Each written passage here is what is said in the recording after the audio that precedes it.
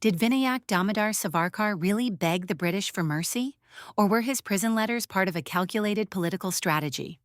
To understand this, we need to go deeper than headlines, into the reality of colonial prisons and revolutionary politics.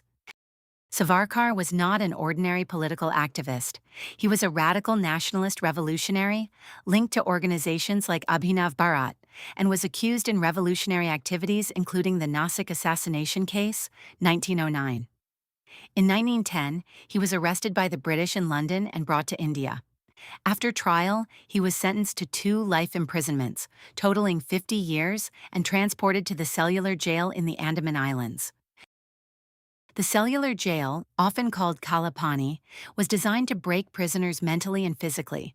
Conditions included long periods of solitary confinement, grinding oil mills by hand, whippings and punishments, almost no contact with the outside world. Many prisoners fell ill and some died. Savarkar submitted multiple petitions to British authorities, starting in 1911 and later in the 1910s. In these petitions, he asked for release or leniency. He also expressed willingness to work within constitutional limits. He used language that sounded loyal to the British government.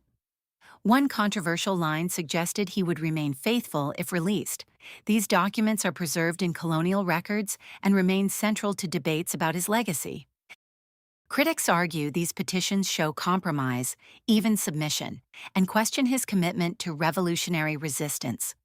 Supporters argue this was a tactical survival strategy. They point out that other revolutionaries also petitioned under extreme conditions.